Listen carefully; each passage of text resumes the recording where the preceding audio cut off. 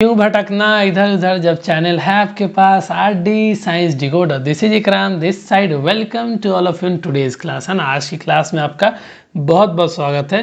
देखिए बाबू, पिछले क्लास में हम लोग क्या कर रहे थे, हम लोगों ने लेक्चर 4 इसमें हम लोगों ने सम मेजरमेंट्स के बारे में हम लोगों ने स्टडी करा था, है ना बाबू। इतनी बात क्लियर है। देखिए आपका 1 से 2 मिनट लेके मैं रिकॉल करा देता हूँ कि पिछले क्लास में हम लोगों ने बात क्या करा था, ठीक है, ताकि आपको थोड़ा और रिफ्रेश हो जाए वो चीज़, है ना। आप भूल जाते हो ना, इसलिए मैं रिवीजन करा देता हूँ, ठीक है। देखिए सबसे पहले एक एक टर्म को समझ लेते हैं ना। क्वांटिटी को हम लोगों ने कैसे डिफाइन किया था। फिजिक्स के दुनिया में क्वांटिटी का मतलब होता है वो आपको नंबर के बारे में बता रहा है भैया कि हाउ मैनी, है ना, हाउ मैनी ऑफ समथिंग, किसी भी चीज़ का अमाउंट के बारे में, उसी को हम क्वांटिटी बोलते हैं। क्लियर है। मेजरमेंट का मतलब जब आप किसी भी चीज़ को मेज़र करते हो, ठीक है, मेज़र करने के बाद आपको उसका रिजल्ट आता है, उसको रिप्रेजेंट करने का हमारे पास दो मतलब हमारे पास जब मैं उसको रिप्रेजेंट करता हूँ, जैसे कि ये भी एक तो मेज़रमेंट का रिजल्ट है हमारे पास, ठीक है। मैं कलर चेंज कर देता हूँ ताकि आपको अच्छे से दिखे, है ना। जैसे एक मेज़रमेंट करके हम लोगों ने लिखा 3 किलोमीटर। तो देखो कोई भी मेज़रमेंट जब आप लिखते हो तो इसमें दो पार्ट होता है, ठीक है। एक पार्ट जिसमें जो रिप्रेजेंट करता है किस चीज़ को, नंबर के बारे में बताता है, ठीक है, या क्वांटिटी बोल सकते हैं। ये क्वांटिटी के बारे में हम लोग को बताता है। दूसरा इसका यूनिट होता है, ठीक है, किस यूनिट में हम मेज़र कर रहे हैं, यूनिट ऑफ मेज़रमेंट, ठीक है बाबू। इतनी बात क्लियर हो गई। तो यही समझाने की कोशिश करी जा रही थी, ठीक है। मेजरमेंट को हमेशा दो पार्ट्स में रिप्रेजेंट करते हैं, एक पार्ट नंबर बताता है, दूसरा उसका यूनिट बताता है। क्लियर है। फिर आगे हम लोगों ने यूनिट के बारे में समझा था। देखो अगर हम किसी भी क्वांटिटी का यूनिट अगर हम डिफाइन करते हैं, ध्यान से सुनना, किसी भी क्वांटिटी का अगर मुझे सॉलिड नापना हो, या सॉलिड को मेज़र करना हो, या फिर लेंथ को मेज़र करना हो, या फिर लिक्विड आइटम को मेज़र करना हो, तो उसके लिए यूनिट डिफाइन किया गया है। और यूनिट की खासियत क्या है कि वो डेफिनिट होता है, वो फिक्स्ड होता है, ये चेंज नहीं होता है। कैसे हम लोगों ने अर्लियर टाइम में जो हम लोग यूनिट यूज करते थे, जैसे फुट और हैंड स्पैन, ये चेंज होता था with the change of the people. लेकिन ये यूनिट जो हम लोग फिक्स करेंगे डेफिनिट होगा, ये फिक्स मैग्नीट्यूड का होगा, ठीक है, जिसको हम लोग यूं ही नहीं मार्केट से उठा लेके नहीं आते हैं ना। इसको बजाबते मीटिंग में हम लोग बैठ के इसको एक मीटिंग में तय करते हैं हम लोग, मतलब साइंटिस्ट लोग, ठीक है, और उसको एज ए लॉ की तरह हम लोग उसको कंसीडर करते हैं, ठीक है बाबू। इतनी बात क्लियर है। फिर उसी को हम लोग स्टैंडर्ड मान लेते हैं, ठीक है, मेजरमेंट के लिए, ठीक है। जैसे लेंथ का यूनिट क्या है, मीटर है, ठीक है। आगे हम लोग समझेंगे अभी इंटरनेशनल सिस्टम ऑफ यूनिट क्या है, मेट्रिक सिस्टम क्या है, वो आज की क्लास में हम लोग समझने वाले हैं, ठीक है। फिर मैंने एग्जांपल दिया था कि अर्लियर टाइम्स में जो यूनिट यूज करते थे जैसे फुट और हैंड स्पैन, ये फिजिबल नहीं है। इसमें मैंने रीजन बताया था क्यों नहीं है, क्योंकि ये चेंज होता है ना, with the change of person ये चेंज होते रहता है, ठीक है। हमारे पास ये जो दो यूनिट है लेंथ का, ये फुट और हैंड स्पैन, ये डिस्टेंस को मेज़र करने के लिए, है ना। अगर एक पॉइंट से दूसरे पॉइंट का डिस्टेंस मुझे निकालना है D1, ये हम लोग फुट में भी निकालते थे और हैंड स्पैन में निकालते थे, ठीक है, पुराने टाइम में यूज करते थे। मैंने पूरी कोशिश करी थी कल भी समझाने का, हर चीज़, है ना, लंबा क्लास हो गया था, फिर भी आपने पूरी पेशेंस के साथ देखा, है ना, इसके लिए बहुत बहुत धन्यवाद। फिर मेजरमेंट की कहानी आती है कि मेजरमेंट क्या कर रहे थे, है ना। अगर ये समझ में नहीं आया होगा तो फिर से फोकस करना। देखिए मेजरमेंट का डेफिनेशन रटना इंपॉर्टेंट नहीं है, समझो कि मेजरमेंट में हम लोग करते क्या है। जैसे अगर ये हमारे पास क्या है, ये तो नॉन क्वांटिटी है ए बी, एक लेंथ हम लोगों ने इसका यूनिट तय कर रखा है मीटर, ठीक है, इसका यूनिट हम लोगों ने तय कर रखा है, तो ये हमारे पास नॉन क्वांटिटी हो गया, ठीक है, नॉन क्वांटिटी हो गया जिसको हम लोग जानते हैं। डेफिनेशन क्या कर रहा है कि हम लोग कंपेयर करते हैं किसका, अननोन क्वांटिटी का। अगर मैं बोल दूं आपको कि एक यहाँ से लेकर यहाँ तक एक वायर है, ठीक है, PQ एक वायर है, इसका लेंथ मुझे बताइए, तो आपको पता है लेंथ का यूनिट क्या है, मीटर है, तो आप मीटर में इसको नापोगे। कैसे नापोगे, कैसे इसको मेज़र करोगे, एक मीटर का आप यहाँ से यहाँ उठाओगे, यहाँ से चिपका दोगे, ये 1 मीटर हुआ। क्लियर है। फिर इसी को उठाओगे, फिर यहाँ तक चिपका दोगे। चिपका देने का मतलब मेज़र करने का एक ये है, ठीक है, नाप दोगे, फिर यहाँ से यहाँ उठाओगे, फिर 1 मीटर। तो टोटल करने के बाद आपको पता चलेगा भैया PQ का जो टोटल लेंथ है ना, टोटल लेंथ वो 4 मीटर है भैया। तो आपने क्या किया, PQ को मेजर करने के लिए क्या किया, कंपेयर ही तो कर रहे हैं। तो उसी को मैंने एक स्टेटमेंट के फॉर्म में लिखवा दिया था, the comparison of an unknown quantity with a known quantity, और उसी नोन क्वांटिटी को यूनिट बोलते हैं। देखो इस नोन क्वांटिटी को AB को एक लेंथ, इसका यूनिट हम लोगों ने डिफाइन किया था m मीटर, ठीक है। हम लोगों का मतलब साइंटिस्ट लोग, ठीक है, बड़े लोग जो मीटिंग में बैठ के प्लानिंग करते हैं कैसे क्या चीज़ आगे चलना चाहिए, ठीक है बाबू। देखिए हम लोगों ने लेक्चर 4 तक, है ना, लेक्चर 4 तक हम लोगों ने बहुत अच्छे से कंप्लीट कर लिया। आज आई थिंक लेक्चर 5 है ना, हाँ लेक्चर 5 है आज, ठीक है बाबू। पेन पेपर और बुक है तो बुक निकाल लीजिए, नहीं तो डिस्प्ले पे भी देख के आप कर सकते हैं, ठीक है अच्छे से। आज लेक्चर 5 है, ठीक है। बहुत खुशी की बात है कि हम लोग अच्छे से कंप्लीट करते जा रहे हैं, है ना, जिसमें टॉपिक आपका 4th टॉपिक है। पहले हेडिंग हम लोग लिख लेते हैं, अभी आपने लिखना, लिखने का टाइम बिल्कुल दिया जाएगा। स्टैंडर्ड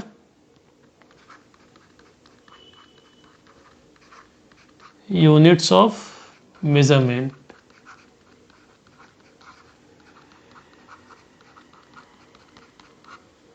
ठीक है बाबू, ये आपका टॉपिक है ना। पेन पेपर लेके और शांति जगह पे बैठ जाइए ताकि अच्छे से हम लोग कर सकते हैं, ठीक है।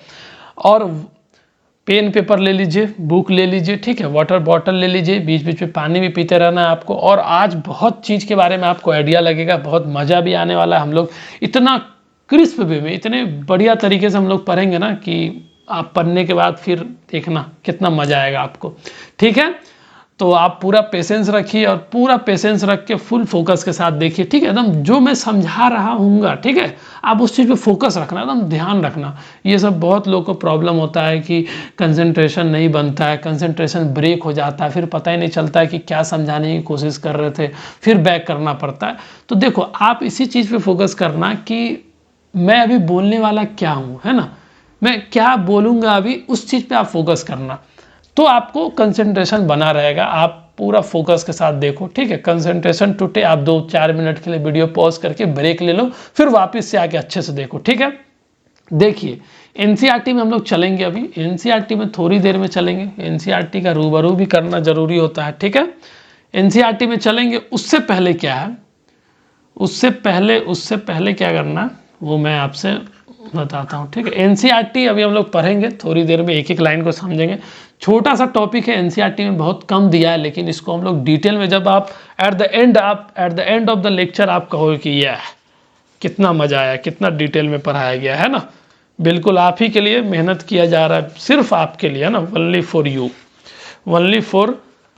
यू, है ना, क्यूट स्टूडेंट के लिए किया जा रहा है। चलिए तो हम लोग शुरू करते हैं, ठीक है, और उम्मीद करते हैं कि मैं समझा पाऊंगा आपको अच्छे से, ठीक है।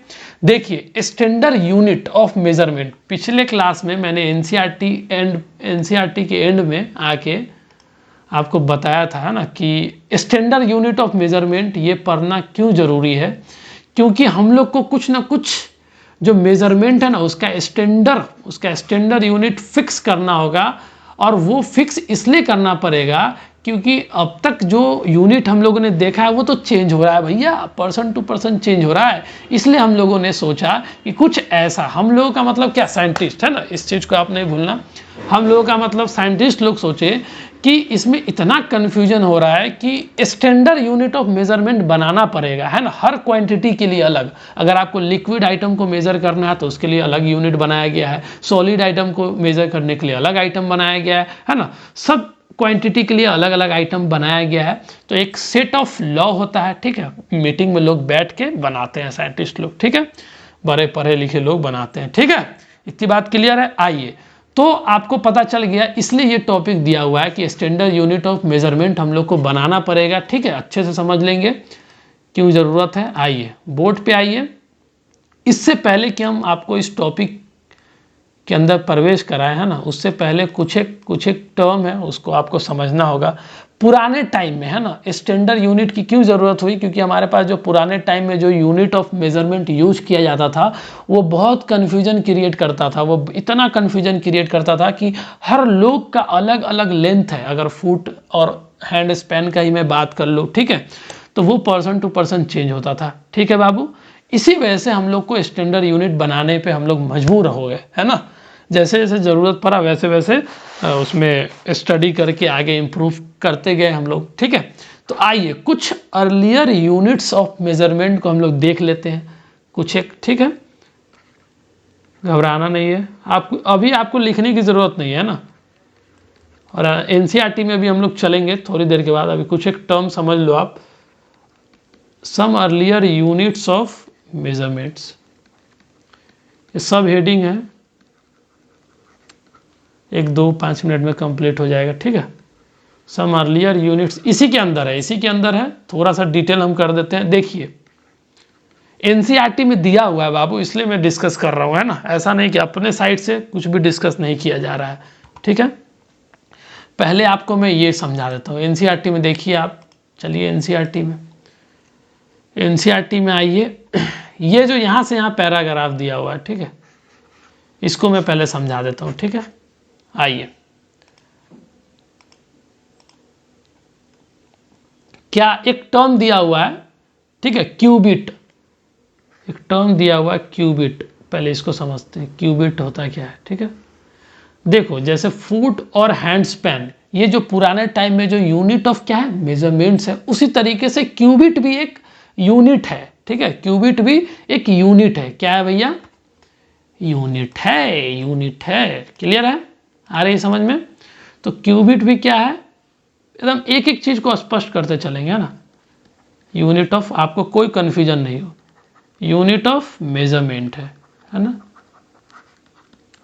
यूनिट ऑफ मेजरमेंट है। और बाबू ये जो क्यूबिट है ना, ये कहाँ चलता था? जैसे इंडिया है ना, इंडिया हमारा प्यारा भारत देश, उसी तरीके से ये इजिप्ट भी एक देश है। पुराने टाइम में इजिप्ट में ये क्यूबिट जो है ना, ये मेजरमेंट का जो यूनिट है, ये बहुत फेमस था वहाँ पे, वहाँ चलता था। तो ये कहाँ चलता था? ये एन है, ठीक है, एंशियंट इजिप्ट में, ठीक है बाबू, इजिप्ट में चलता था, ठीक है।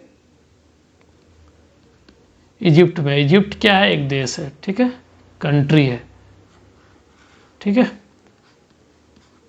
कंट्री। जैसे हमारा प्यारा भारत देश है ना, उसी तरीके से इजिप्ट भी एक देश है। तो पुराने टाइम में इजिप्ट में ये यूनिट बहुत फेमस था, ठीक है। फिर वहाँ भी धीरे धीरे इम्प्रूव होते गया, ठीक है, वहाँ भी कन्फ्यूजन क्रिएट होता था, ठीक है। तो फिर आगे चल के एक, आगे मैं बताऊंगा, अभी पेशेंस रखिए, ठीक है। क्यूबिट समझ लीजिए यूनिट ऑफ मेजरमेंट है, जो कि फेमस यूज कहाँ होता था? पुराने इजिप्ट में। क्लियर है? इजिप्ट कंट्री है, ठीक है। लेकिन इसमें जैसे फुट में क्या है कि लेंथ ऑफ द फुट को नापा जाता था। क्यूबिट का क्या मतलब है? क्यूबिट एक डिस्टेंस है, एक डिस्टेंस को क्यूबिट बोलते हैं। क्यूबिट का मतलब कितना डिस्टेंस होता है, उस चीज़ को समझिए, ठीक है। अगर आपका यहाँ पे ए पे, इसको देखो, यहाँ से यहाँ को ना, अगर मैं इसको यहाँ से यहाँ का लेंथ d1 देता हूँ, ठीक है, तो d1 क्या है? एक क्यूबिट का मतलब क्या होता है वो समझो। एक क्यूबिट का मतलब होता है कि ए के पास आपका एल्बो होगा, ठीक है, एल्बो। बी किस चीज को रिप्रेजेंट कर रहा है?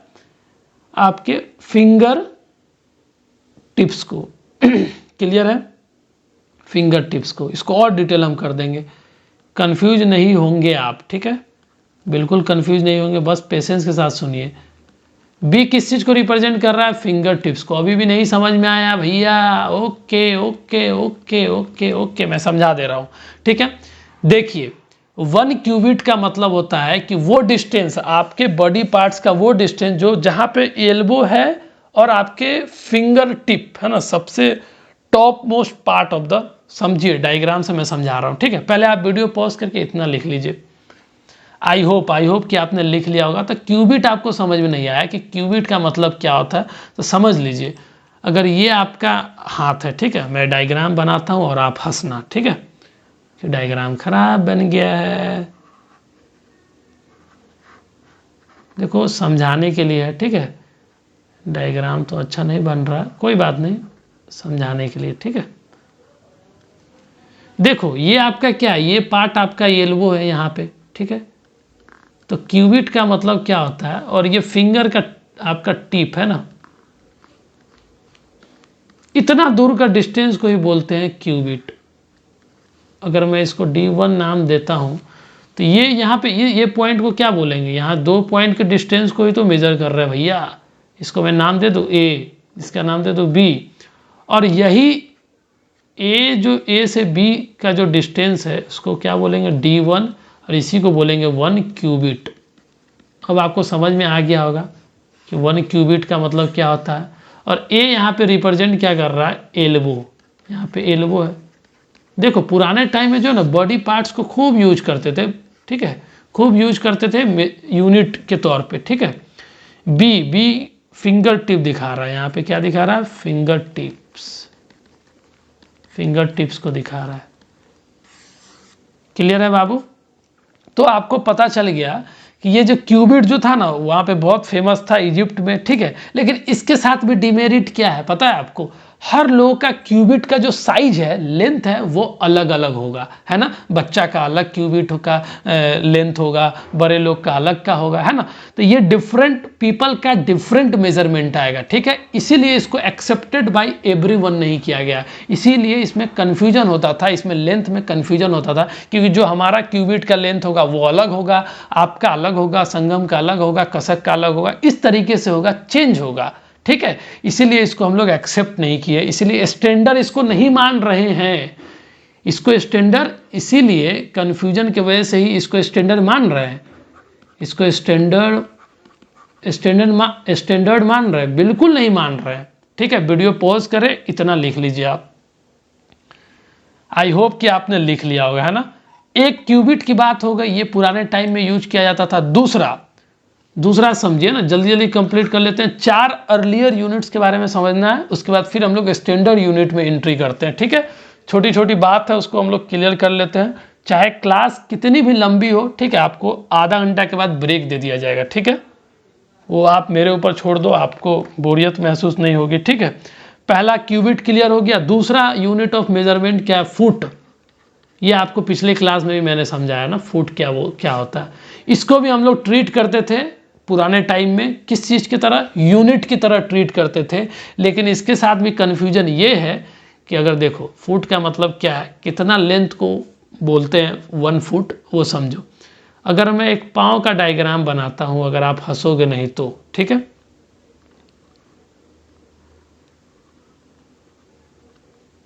ये आपका पाँव हो गया, ठीक है। आपका नहीं, सॉरी मेरा ही मान लीजिए, ठीक है। आप कहोगे मेरा पाँव नहीं है, चलिए ये मेरा ही पाँव है, ठीक है। तो ये डिस्टेंस यहाँ से यहाँ तक है ना, ये डिस्टेंस बाबू, ये डिस्टेंस मतलब इसको D2 नाम दे देता हूँ। यहाँ से लेके इस दूरी को ही 1 फुट बोलते हैं। D2 equal 1 foot. क्लियर है?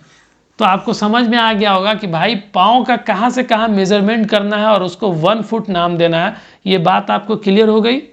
वेरी गुड, है ना। देखिए इस यूनिट ऑफ मेजरमेंट के साथ भी क्या प्रॉब्लम्स है आप बता सकते हो? इसके साथ भी भैया वही प्रॉब्लम है, क्योंकि हर लोग ये चेंज करेगा। इसका जो लेंथ है, length will change with the change of the people, ठीक है। जैसे जैसे लोग बदलते जाएंगे वैसे वैसे इसका लेंथ फुट का बदलते जाएगा। इसलिए इसको भी हम लोगों ने स्टैंडर्ड नहीं माना है। वेरी गुड, है ना। इसको भी स्टैंडर्ड हम लोगों ने नहीं माना है। क्लियर है बात? Very good. वीडियो पॉज करें, इसको भी लिख लीजिए।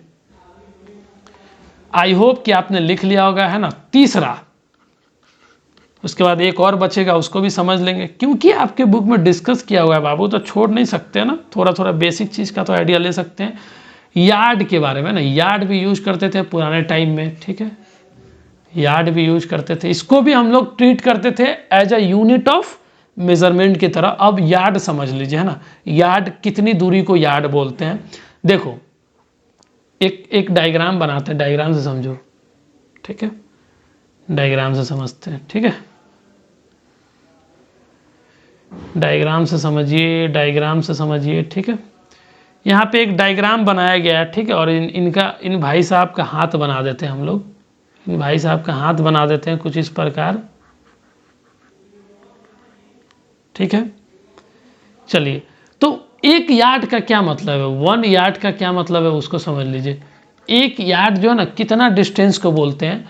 तो ये डिस्टेंस जो होता है ना बाबू, देखो पहले एनसीईआरटी में कहाँ कहाँ क्लियर कर दिए हैं वो चीज़ आपको मैं एक बार बता देता हूँ, फिर आते हैं हम लोग, ठीक है।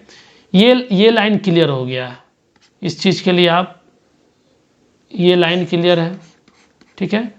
फुट को भी यूज करते हैं, ये भी लाइन क्लियर है। यार्ड, ठीक है, यार्ड समझ लेते हैं थोड़ा। देखो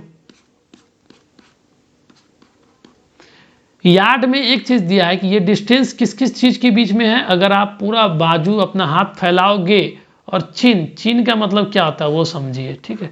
चिन का मतलब जॉ होता है, जॉ, ठीक है, ठुड्डी भी जिसको बोलते हैं। आइए बोर्ड पे आइए, समझिए। ये लेंथ, ठीक है, लेंथ के कहाँ तक की दूरी को बोलते हैं 1 यार्ड। इसका ठुड्डी यहाँ पे होगा, मतलब मिड लाइन में यहाँ पे। अगर इसको मैं ये कर दूँ, ठीक है, इसका फिंगर टिप हो गया, इस पॉइंट को फिंगर टिप बोल देंगे, इसको बी नाम दे दो। इसका जॉ से है ना, चीन का डिस्टेंस के बीच का, चीन और फिंगर टिप के बीच का है, तो यहाँ पर मैं यहाँ पर रिप्रेजेंट कर देता हूँ, ठीक है, समझने के लिए। इसको मैं ए नाम देता हूँ, ठीक है। तो 1 यार्ड ए बी डिस्टेंस को बोलेंगे, ठीक है। अगर इसको मैं D3 नाम देता हूँ, ठीक है। तो 1 यार्ड इक्वल ए बी, यहाँ से यहाँ तक की दूरी को 1 यार्ड बोलेंगे। तो आपको फील हो गया कि कितनी दूरी को 1 यार्ड बोलते हैं, ठीक है। और आप फोकस करो कि ये क्यों फिजिबल है, ये स्टैंडर्ड मेथड है, स्टैंडर्ड यूनिट ऑफ मेजरमेंट इसको मान सकते हैं? बिल्कुल नहीं मान सकते हैं। क्यों नहीं मान सकते भैया? क्योंकि इसके साथ भी प्रॉब्लम है, क्योंकि ये जो डिस्टेंस है ये छोटा बच्चा का अलग होगा, यार्ड का, बड़े लोगों का अलग होगा, है ना, और भी बड़े लोगों का अलग होगा। तो ये भी चेंज कर रहा है with the change of the people. यही इसका सबसे बड़ा डीमेरिट है। चेंज नहीं करना चाहिए था ना, चेंज कर रहा है, इसलिए तो इसको स्टैंडर्ड नहीं मान रहे हैं। इसलिए तो ये टॉपिक पढ़ रहे हैं हम लोग कि स्टैंडर्ड यूनिट कैसे बनाएंगे, और वो देखना वो चेंज भी नहीं करेगा, है ना, किसी को नहीं बताना आप, ठीक है। चलो आगे आगे बढ़ते, वीडियो पॉज करें, इसको पहले आप लिख लीजिए। आई होप कि आपने लिख लिया होगा ना। एक और है, एक और यूनिट है, लास्ट है, इसके बाद हम लोग नहीं पढ़ने वाले हैं, ठीक है। चौथा है स्पैन, ठीक है, स्पैन, स्पैन या फिर हैंड स्पैन भी बोल सकते हो, हैंड स्पैन, ठीक है। इसको समझ लेते हैं, ठीक है। ऐसे तो हैंड भी अलग होता है, स्पैन भी अलग होता है, लेकिन कोई बात नहीं, हैंड स्पैन समझ लीजिए आप, है ना।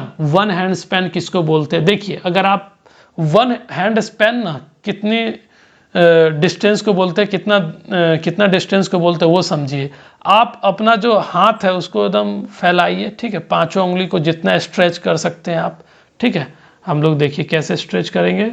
ये अंगूठा होगा तो ये ऐसे करेंगे, ये ऐसे, जितना आप स्ट्रेच कर सकते हो, ठीक है, इस तरीके से आप स्ट्रेच करो। और ये इस पॉइंट को हम लोग ए नाम देते हैं, ठीक है। और ये इस पॉइंट को यहाँ तक आ जाता है ना, इस पॉइंट को हम लोग यहाँ बी नाम देते हैं। और इसी डिस्टेंस को हम लोग 1 हैंड स्पैन बोलेंगे, ठीक है, 1 hand span, 1 hand span A B को बोलेंगे, इतना दूरी को बोलेंगे, ठीक है। इसको हम लोग D4 नाम देते हैं। क्लियर है बाबू? समझ आई? आप जितना स्ट्रेच कर सकते हो। अब सोचो, छोटा बच्चा स्ट्रेच करेगा तो उसका छोटा सा डिस्टेंस आएगा, बड़ा लोग स्ट्रेच करेगा तो उसका बड़ा डिस्टेंस आएगा। 1 हैंड स्पैन कितने दो चीज के बीच का डिस्टेंस है, ये इसमें आ जाएगा क्या, इसमें क्या आएगा, और इसमें लिटिल फिंगर आ जाएगा। बी किस चीज को रिप्रेजेंट कर रहा है? लिटिल फिंगर, लिटिल फिंगर को रिप्रेजेंट कर रहा है बी। और ए किस चीज को रिप्रेजेंट कर रहा है? अंगूठा को रिप्रेजेंट कर रहा है ना, थंब को रिप्रेजेंट कर रहा है, ए थंब को। तो 1 हैंड स्पैन किन 2 पॉइंट के बीच का डिस्टेंस है? थंब और लिटिल फिंगर के बीच का जो डिस्टेंस आता है स्ट्रेट लाइन में, इसी को हम लोग बोलते हैं भैया 1 हैंड स्पैन। आपको फीलिंग आ गई? आपको थोड़ा सा महसूस कर पा रहे हो आप कि कितनी दूरी को बोलते हैं 1 हैंड स्पैन? वीडियो पॉज करें, प्यारी सी राइटिंग बनाएं और अच्छे से लिख लीजिए आप। आई होप कि आपने लिख लिया होगा बाबू, है ना। आइए बहुत जल्द हम लोग एनसीईआरटी पे भी आएंगे, ठीक है, टेंशन लेने की ज़रूरत नहीं है। इसके बाद एक दो पॉइंट और है, उसको आप हैशटैग डाल के लिखना है। उसके बाद हम लोग एनसीईआरटी में चलते हैं, ठीक है, फिर आगे पढ़ते हैं, अच्छे से समझते हैं।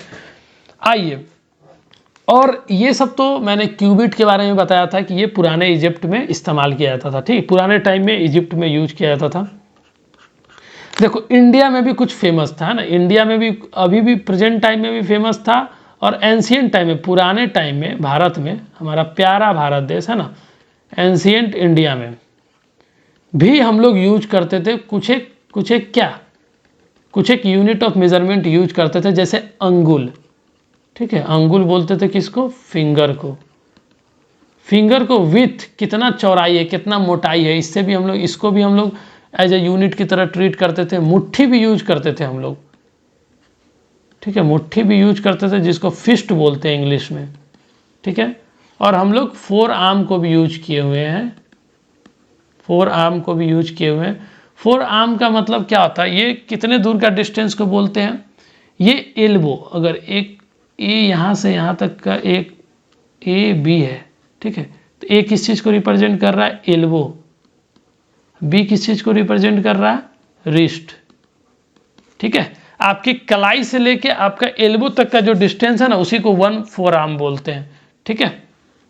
इन्हीं दोनों के बीच का डिस्टेंस को बोलते हैं। अगर D5 इसका नाम है तो आप इसको लिख सकते हो, क्या लिख सकते हो कि 1 4 arm equal D5 which is equal to what, distance between elbow and wrist, ठीक है बाबू, तो ये लिख सकते हो आप। वीडियो पॉज करें, इसको भी लिख लीजिए, इस पॉइंट को भी नहीं छोड़ा जा सकता, है ना, इसको भी लिख लीजिए। आई होप कि आपने लिख लिया होगा ना। बहुत क्यूट स्टूडेंट है आप, बहुत मेहनत कर रहे हैं, बहुत मज़ा से भी पढ़ रहे हैं, सभी चीज़ के बारे में आपको आइडिया भी लग रहा होगा, है ना। देखिए लगभग अभी हम लोग एनसीईआरटी देखते हैं, उसके बाद फिर आपको ब्रेक दे दिया जाएगा, ठीक है, 5-10 मिनट का ब्रेक दे दिया जाएगा। आइए एनसीईआरटी में एक बार देखते हैं, थोड़ा एनसीईआरटी को भी देखना जरूरी है, ठीक है। तो हम लोग क्या बात कर रहे थे, एक बार रिकॉल कर लेते हैं ना, थोड़ा देख लेते हैं एनसीईआरटी को। आइए, तो हम लोग पहला में ये क्या है, ये हम डिस्कस कर चुके हैं, ठीक है, कि पुराने टाइम में जो है ना, लेंथ का यूनिट को हम लोग फुट में भी यूनिट, लेंथ का यूनिट हम लोग फुट भी माने हुए हैं, कहीं कहीं विथ ऑफ अ फिंगर को भी यूज किया जाता था, ठीक है। एक स्टेप को भी यूज किया जाता था कि एक स्टेप, एक छलांग लगाओ ना, है ना, ऐसा बोलते हैं ना, हम नापते थे हम लोग स्टेप से। आज भी क्रिकेट ग्राउंड में हम लोग स्टेप से नापते हैं, ठीक है। ये सब फेमस है ना, कुछ फेमस पुराने टाइम में जो ना यूज किया जाता था, अर्लियर टाइम में, यूनिट ऑफ मेजरमेंट है ये सब, यूनिट ऑफ मेजरमेंट। इसको याद करने की ज़रूरत नहीं है, आपको आइडिया देने की बात करी गई थी, ठीक है। ये हिस्ट्री का पार्ट है, लेकिन फिर भी हम समझा देते हैं आपको थोड़ा सा। देखो हिस्ट्री में आप पढ़ोगे तो आपको इंडस सिविलाइजेशन के बारे में पढ़ने को मिलेगा, ठीक है। देखो इंडस नदी के किनारे जो लोग बसे हुए थे ना, इसीलिए इंडस सिविलाइजेशन बोला जाता है, शॉर्ट फॉर्म में समझो, ठीक है। और वहाँ के लोगों के बारे में ये बताया जा रहा है कि इंडस वैली सिविलाइजेशन के जो लोग थे, उनको बहुत अच्छी नॉलेज थी, किस चीज़ के बारे में, मेजरमेंट के बारे में बहुत अच्छी नॉलेज थी।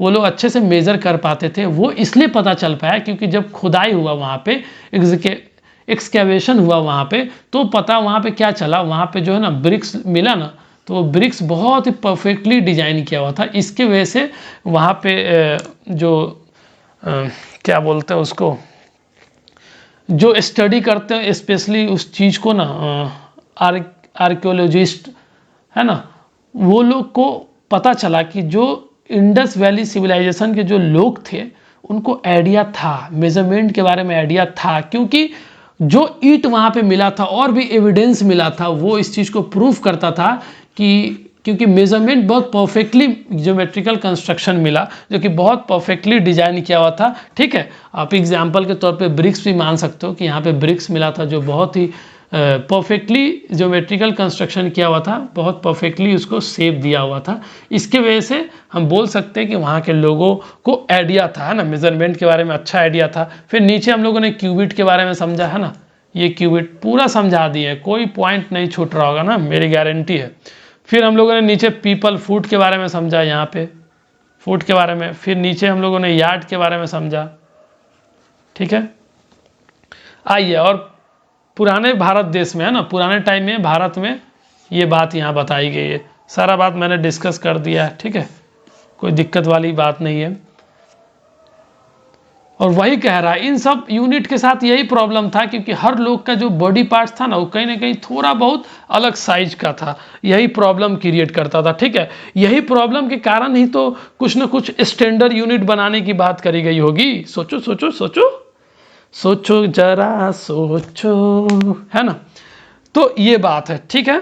आप अभी, आपको मैं ब्रेक दे रहा हूँ, ठीक है, आप ब्रेक लीजिए और 5 से 10 मिनट जितना मन करता है आप ब्रेक लेके फौरन वापस आइए, और फिर से हम लोग कंटिन्यू करेंगे यहाँ से कि पुरानी यूनिट में भैया तो काफ़ी पढ़ रहे हैं हम लोग, पिछले क्लास से पढ़ रहे हैं कि वो अर्लियर टाइम में ये यूनिट यूज किया जाता था, लेकिन क्यों अभी हम लोग को स्टैंडर्ड यूनिट पढ़ने की क्या ज़रूरत है? क्योंकि उसमें कन्फ्यूजन है, वो सब लोग उसको एक्सेप्ट नहीं कर पा रहे हैं, उसका लेंथ चेंज होते जा रहा है। इसीलिए हम लोग को उन कन्फ्यूजन से बचने के लिए हम लोग को एक मेजरमेंट का एक स्टैंडर्ड यूनिट तय करना बहुत ज़रूरी हो गया है, ठीक है।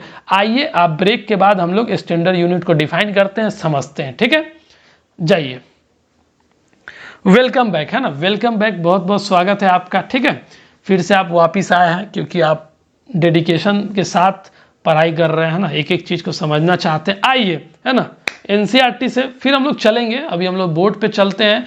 यही कन्फ्यूजन था, यही कन्फ्यूजन के कारण साइंटिस्ट लोग सोचे, है ना, वहाँ पर डिस्कशन हुई, डिस्कशन होने के बाद ये सारांश निकाला गया कि स्टैंडर्ड यूनिट तय करना पड़ेगा मेजरमेंट के लिए। एनसीईआरटी में चलेंगे, अभी थोड़ा सा आप समझिए कि स्टैंडर्ड यूनिट पे हम लोग क्यों आ गए। कहीं ना कहीं स्टैंडर्ड यूनिट को डिफाइन करना होगा, क्योंकि बहुत सारा कन्फ्यूजन हो रहा है। तो स्टैंडर्ड यूनिट को जब हम लोग डिफाइन करेंगे तो इसका कुछ स्पेसिफिकेशन होगा। क्या होगा? स्पेसिफिकेशन होगा, और वो स्पेसिफिकेशन पे हम लोग बात कर लेते हैं, ठीक है। कोई भी यूनिट हो, कोई भी मेजरमेंट का स्टैंडर्ड यूनिट होगा ना, तो वो कुछ खासियत रखेगा, है ना। उसका क्या स्पेसिफिकेशन होगा, उसका क्या फीचर्स होगा, उसका क्या विशेषता होगा, वो हम लोग डिस्कस करते हैं, ठीक है। शायद आपके एनसीईआरटी में नहीं दिया हुआ है। तो अगर मैं बोलता हूँ आपको एक एग्जाम्पल के तौर पे कि लेंथ का स्टैंडर्ड यूनिट क्या है, मीटर है, तो ये इसका क्या खासियत होगा। अगर मैं किसी भी क्वांटिटी का स्टैंडर्ड यूनिट तय करता हूँ, फिर से समझो, किसी भी क्वांटिटी का, या फिर लिक्विड आइटम को मेज़र करने के लिए हो या फिर सॉलिड आइटम को मेज़र करने के लिए हो, अगर उसका स्टैंडर्ड यूनिट अगर हम लोग तय कर रहे हैं, बना रहे हैं, तो उसकी खासियत क्या होनी चाहिए कि वो फिक्स्ड वैल्यू होना चाहिए। फिक्स्ड वैल्यू, फिक्स्ड वैल्यू कहने का मतलब क्या? डेफिनेट होना चाहिए। डेफिनेट कहने का क्या मतलब? कि वो पर्सन टू पर्सन चेंज ना करे। यही तो प्रॉब्लम्स थी इन सारे जो पिछले जितना यूनिट आपको पढ़ाया गया, अर्लियर यूनिट्स, इस सभी के साथ ये प्रॉब्लम थी कि ये फिक्स्ड नहीं था, ये क्या था? वेरिएबल था, ठीक है, ये डेफिनेट नहीं था, ठीक है। और जो हम लोग स्टैंडर्ड यूनिट बनाएंगे वो फिक्स्ड होगा, उसका वैल्यू फिक्स्ड होगा, कितना भी पर्सन ले आओ, है ना, पर्सन टू पर्सन चेंज नहीं करेगा, ठीक है, ठीक है, क्लियर है, उसका वैल्यू फिक्स्ड होगा, है ना, ये बात समझ में आ गया। और जब मैं उस स्टैंडर्ड यूनिट की बात करूंगा ना, तो सभी लोग को, है ना, सभी लोग को उस यूनिट के बारे में आइडिया होगा और अंडरस्टैंडिंग होगा। दूसरा पॉइंट ये भी डाल लो कि everyone has the same understanding, ठीक है। अगर मैं 1 मीटर बोल रहा हूं तो पूरा दुनिया के लोग को पता होगा कि 1 मीटर कितना डिस्टेंस को 1 मीटर बोलते, सबको पता होगा। लेकिन 1 फुट 1 हैंड स्पैन किसी को पता है? कितना लेंथ को हम लोग डिफाइन कर रहे हैं? नहीं पता है, क्योंकि मेरा अलग साइज है, उसका अलग साइज है। यही समझाने की कोशिश कर रहा हूं, है ना। और इसको कॉमनली यूज कर सके हम लोग, है ना, आराम से इसको यूज कर सके, कोई दिक्कत ना हो, कॉमनली यूज्ड, ठीक है, यूनिट हो वो, ठीक है। खासियत है, कोई भी यूनिट को हम लोग तय करेंगे तो उसको हम लोग 3 कैरेक्टर को देख लेंगे, ठीक है। ये फिक्स्ड होना चाहिए भैया, ठीक है, हर लोग को सेम अंडरस्टैंडिंग होना चाहिए। अगर मैं 1 मीटर बोलता हूँ तो इंडिया के लोग को भी पता होना चाहिए और पाकिस्तान के लोग को भी पता होना चाहिए, है ना। पूरे भारत, पूरे मतलब वर्ल्ड में पता होना चाहिए कि 1 मीटर का क्या मतलब है, ठीक है। आगे हम लोग बात करेंगे, अभी बस बेसिक आपको आइडिया दे रहा हूँ कि 1 मीटर कितनी दूरी को बोलते हैं 1 मीटर। ये आइडिया पूरे देश को होना चाहिए, है ना। पूरे भारत देश के साथ साथ हर पूरा इंटरनेशनल लेवल पे हर लोग को पता होना चाहिए कि 1 मीटर का क्या है। तो इसलिए बोलता है कि everyone has the same understanding होना चाहिए और इसको सभी लोग यूज कर सके, है ना। तो यूनिट बनाने से पहले हम कुछ चीज़ों को ध्यान रखते हैं, वो ये 3 फीचर्स हैं। वीडियो पॉज करें, पहले इसको लिखिए आप, ठीक है। आई होप कि आपने लिख लिया होगा, है ना। चलिए, तो स्टैंडर्ड यूनिट बनाने के पीछे का राज पता चल गया कि हम लोग फिक्स वैल्यू बनाएंगे, चेंज नहीं होगा, है ना। बरसात हो, मौसम हो, है ना, ठंडा हो, गर्मी हो, कभी भी चेंज नहीं करेगा, पर्सन टू पर्सन भी चेंज नहीं करेगा, ठीक है। तो आइए इसी को ध्यान में रखते हुए स्टैंडर्ड यूनिट इसलिए पढ़ाया जा रहा है आपको, स्टैंडर्ड यूनिट, ठीक है। अब आपको समझ में आ गया होगा कि ये टॉपिक क्यों दिया हुआ है। ये टॉपिक इसलिए दिया गया था क्योंकि ये पर्सन टू पर्सन चेंज नहीं करेगा, ये फिक्स यूनिट होगा, सबको पता होगा, ठीक है। मैं बहुत समझा दिया हूँ ना, आगे बढ़ते हैं हम लोग। चलिए एनसीईआरटी में चलते हैं, उससे पहले थोड़ा सा और समझ लीजिए।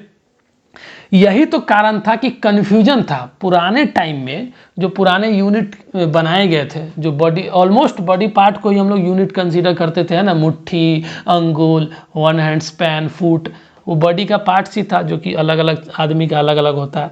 तो यही तो कन्फ्यूजन था, तो इसी कन्फ्यूजन को दूर करने के लिए भैया ही स्टैंडर्ड यूनिट बनाया जा रहा है, ठीक है। तो पुराने टाइम में जो यूनिट यूज किया जाता था उसमें कन्फ्यूजन था, है ना। Due to a lot of, देखो ये लाइन समझो, due to a lot of confusion in measurement, ठीक है। अगर मैं यहाँ से नाप देता हूँ किसी चीज़ का कि भैया 5 फुट है, तो 5 फुट तो मेरे फुट के साइज से है ना, लेकिन जो अगला आदमी जानेगा वो अपने फुट से नापेगा, उसको थोड़ा ना पता है कि 1 फुट कितना है, फिक्स थोड़ी ना है वैल्यू, वो तो चेंज होते रहेगा, है ना। तो due to a lot of confusion in measurement क्या हुआ, साइंटिस्ट लोग, है ना, 1790 में, ये 1790 की बात है और आज 2023 है। देखो कितना दूर, बहुत पुराना टाइम में जब इतना कन्फ्यूजन होने लगा तो जो पढ़े लिखे लोग थे वो बैठ के मीटिंग करके डिसीजन निकाले, ठीक है। 1790 में फ्रेंच का मतलब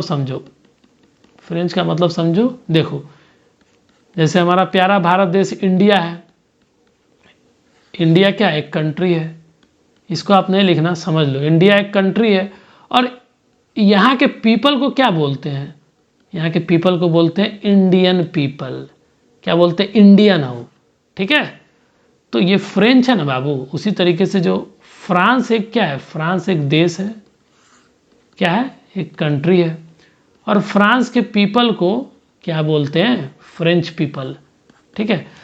तो फ्रांस में कहीं ना कहीं ये देश, कौन देश, फ्रांस की बात करी गई है ना। तो ये फ्रेंच वाले, है ना, वहाँ पे मीटिंग हुई होगी, है ना, और उसके बाद तय किया होगा कि कुछ यूनिट तो होना चाहिए, स्टैंडर्ड यूनिट, ठीक है। तो फ्रेंच के लोग, है ना, फ्रांस के लोग, ठीक है, स्टैंडर्ड यूनिट बनाया, ठीक है, स्टैंडर्ड यूनिट बनाया, उसका क्या नाम दिया, ठीक है। सिर्फ नाम ही जानना है आपको, इस क्लास में आपको सिर्फ नाम जानना है।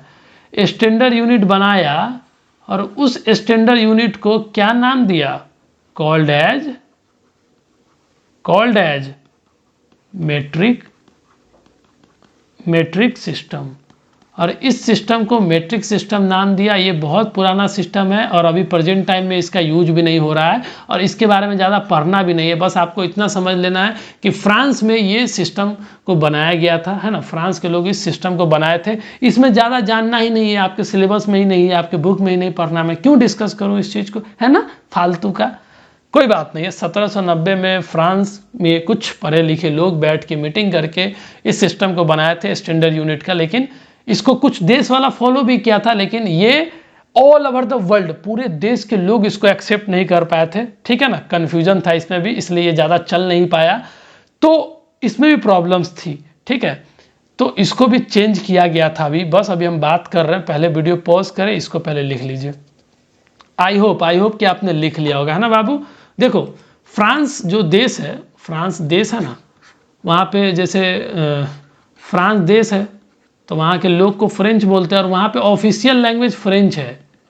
कंफ्यूज मत होना, वहाँ पे ऑफिशियल जो लैंग्वेज है फ्रेंच बोली जाती है, वहाँ पे जो भाषा है फ्रेंच बोली जाती है और लगभग 72% लोग जो है ना वहाँ पे फ्रेंच बोलते हैं। ऐसे वहाँ पे देखा गया 74 लगभग 74 लैंग्वेज है, डिफरेंट लैंग्वेजेज है ना, लेकिन 3 लैंग्वेज बहुत फेमस है वहाँ पे, लेकिन मुझे आइडिया नहीं है कौन 3 लैंग्वेज बहुत फेमस है, उतना जानने की कोई ज़रूरत नहीं है, ठीक है, ऐसी मैं बता दिया हूँ। चलिए आगे बढ़ते हैं। तो क्या हुआ भैया, फ्रेंच वाले क्या किए, एक स्टैंडर्ड यूनिट बनाने की कोशिश किए और बनाए भी, ठीक है, और उस सिस्टम का नाम क्या दिए, मैट्रिक सिस्टम, ठीक है। ये भी सब लोगों के द्वारा एक्सेप्ट नहीं किया गया था, ठीक है, तो इसमें भी प्रॉब्लम्स था। तो चलिए हम लोग सॉल्यूशन निकालते हैं। सॉल्यूशन निकालने के बाद फिर क्या हुआ कि हर मतलब कई फेमस देश से, है ना, जो डेवलप कर चुका था उस टाइम में आगे चल के, तो हर देश से साइंटिस्ट लोग बैठ के मीटिंग किए, ठीक है, और मीटिंग करने के बाद एक डिस्कशन निकाले, मतलब डिस्कशन करके एक कंक्लूजन निकाले कि एक ऐसा स्टैंडर्ड बनना चाहिए, ठीक है, एक ऐसा स्टैंडर्ड बनना चाहिए किस चीज़ का, मेजरमेंट का, कि उसको वर्ल्ड वाइड लोग एक्सेप्ट कर सके और उसको वर्ल्ड वाइड में इंटरनेशनल लेवल पे लोग को उस चीज़ का अंडरस्टैंडिंग हो, उस चीज़ में कोई कन्फ्यूजन नहीं हो, पूरे वर्ल्ड में, है ना, कहीं चले जाओ उसको सेम अंडरस्टैंडिंग होगा, सब लोगों को आइडिया होगा उस चीज़ को। तो इसीलिए फॉर यूनिफॉर्मिटी, है ना, for uniformity all over the world, ठीक है, एक लाइन समझो, for uniformity all over the world, all over the world, पूरे देश में, है ना, कहीं चले जाओ, इंटरनेशनल लेवल पे कहीं चले जाओ, सभी देश को इसके बारे में आइडिया होगा। ऐसा स्टैंडर्ड यूनिट कुछ देश के लोग बैठ के, है ना, साइंटिस्ट लोग बैठ के डिसाइड किए और निकाले। ये स्टैंडर्ड यूनिट को आज हम प्रेजेंट टाइम में फॉलो कर रहे हैं। वही स्टैंडर्ड यूनिट का नाम अभी मैं बताने वाला हूँ। जो फ्रेंच वाला किया था उसका क्या नाम था, मैट्रिक सिस्टम, वो स्टैंडर्ड यूनिट था लेकिन उसको ज़्यादा फॉलो नहीं कर रहा है। अभी प्रेजेंट टाइम में हम लोग मैट्रिक सिस्टम को फॉलो नहीं कर रहे हैं। तो यूनिफॉर्मिटी हो मतलब एक समान हो, एक सेम अंडरस्टैंडिंग हो पूरे वर्ल्ड में, पूरे देश में, है ना, पूरा अर्थ पे जितना लोग रह रहा है उसके अंदर सेम अंडरस्टैंडिंग हो, ऐसा स्टैंडर्ड यूनिट हम लोग को बनाना पड़ेगा। तो साइंटिस्ट लोग इकट्ठा होके डिस्कशन किए, ठीक है, डिस्कशन करने के बाद फिर क्या हुआ, स्टैंडर्ड यूनिट ऑफ मेजरमेंट को तय किया गया, ठीक है, स्टैंडर्ड यूनिट्स ऑफ मेजरमेंट को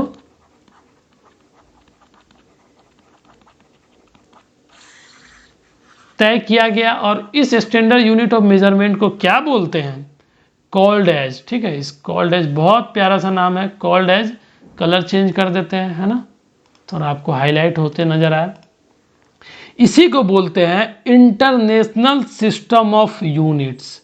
उसको क्या बोलते थे, मैट्रिक सिस्टम, इसको क्या बोलते हैं, इंटरनेशनल सिस्टम, क्या बोलते हैं, इंटरनेशनल, वो मैट्रिक सिस्टम ऑफ यूनिट था, ठीक है, जिसको मैट्रिक सिस्टम बोलते हैं, इसको इंटरनेशनल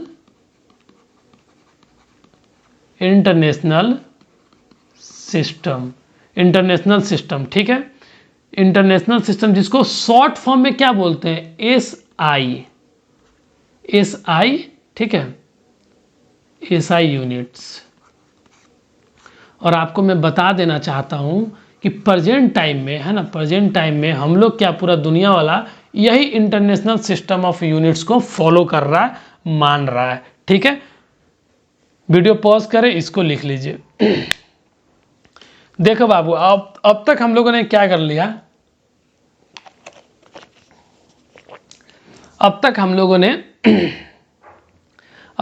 लोगों ने 2 सिस्टम के बारे में पढ़ा है, ठीक है। एक सिस्टम मैट्रिक सिस्टम जो फ्रांस से आया था, ठीक है, लेकिन ये इस सिस्टम में सभी को एक अंडरस्टैंडिंग नहीं था, ठीक है, इसीलिए ये ज़्यादा चल नहीं पाया, ठीक है, कुछ लोग ही इसको अपना पाए थे। लेकिन जब एक मीटिंग हुई, बैठ के बात करी गई वहाँ पे, तो ये कंक्लूजन निकाला गया कि यूनिफॉर्मिटी हो, समान अंडरस्टैंडिंग हो, सेम अंडरस्टैंडिंग हो, ऐसा स्टैंडर्ड यूनिट बनाया जाएगा। और ऐसा स्टैंडर्ड यूनिट बनाया जाए जो स्टैंडर्ड यूनिट के बारे में सभी को आइडिया हो, है ना, पूरे वर्ल्ड वाइड में फेमस हो, वर्ल्ड वाइड के लोग जो है ना, पूरे देश के मतलब पूरे विश्व के लोग इसको एक्सेप्ट कर सके, है ना, पूरे वर्ल्ड के लोग इसको एक्सेप्ट कर सके। इसलिए कौन सा सिस्टम लाया गया, बोलिए हमारे साथ एक बार, इंटरनेशनल सिस्टम लाया गया। उसी को प्यार से बोलते हैं एसआई यूनिट्स। क्या बोलते हैं? SI units. देखो आई पहले आया तो आपको लगेगा कि आई पहले आना चाहिए, आईएस लिखाना चाहिए, लेकिन नहीं, हम लोग एसआई लिखेंगे, ठीक है, एसआई। इसी को हम लोग समझने लगे। और इस यूनिट का क्या नाम है, 2 बार बोलिए हमारे साथ, इंटरनेशनल सिस्टम। क्या है? इंटरनेशनल सिस्टम ऑफ यूनिट, जिसको प्यार से हम लोग क्या बोलेंगे? SI unit. क्या बोलेंगे? SI unit. ठीक है, क्लियर है? वीडियो पॉज करके पहले इतना लिख लीजिए। आई होप कि आपने लिख लिया होगा, है ना बाबू। देखिए थोड़ा सा और बच रहा है इसमें, है ना, अभी और डिस्कशन करना था मुझे स्टैंडर्ड यूनिट के बारे में, लेकिन अभी मैं देख रहा हूँ कि लगभग 50 मिनट्स होने वाला है ना, और अभी मैं समझाऊंगा तो 20-25 मिनट और लग जाएगा, लंबी क्लास हो जाएगी। इसलिए हम लोग क्लास को यहीं वाइंड अप करेंगे, ठीक है। और नेक्स्ट क्लास में छोटी सी क्लास होने वाली है, उसी में हम लोग इसका जो बचा हुआ टॉपिक है वो करा देंगे, ठीक है। तो आइए होमवर्क लिखिए आप। ये अभी टॉपिक कंप्लीट नहीं हुआ है बाबू, ठीक है, नेक्स्ट क्लास में हो जाएगा। आपका होमवर्क है, आप रिवाइज करो लेक्चर 1 से टिल नाउ, अब तक जो जो पढ़ाई हो गया है वो आप रिवाइज करो। दूसरा होमवर्क आपका है कि आप जो है ना, आप एक टॉपिक पढ़ के आना, topic 5 correct measurement of length पढ़ के आना, ठीक है। और जो बच गया है जो चौथा टॉपिक में, उसको भी हम लोग क्लियर कर देंगे। आप टॉपिक 5 पढ़ के आना, ठीक है, करेक्ट मेजरमेंट ऑफ लेंथ, ठीक है, ये पढ़ के आना फिर भी, ठीक है। देखते हैं हम लोग कितना कर पाते हैं, उसके अकॉर्डिंग फिर काम होगा, ठीक है। चलिए, आई होप कि आपको चीज़ें क्लियर होगी। अगर फिर भी कन्फ्यूजन है तो आप मुझे कमेंट के थ्रू फीडबैक दे सकते हैं, नहीं तो हम लोग क्लास को यहीं पे वाइंड अप करते हैं। मिलते हैं नेक्स्ट क्लास में, तब तक के लिए आप अपना ख्याल रखें, अच्छा खाना खाएं, always keep your mother happy. जय हिंद।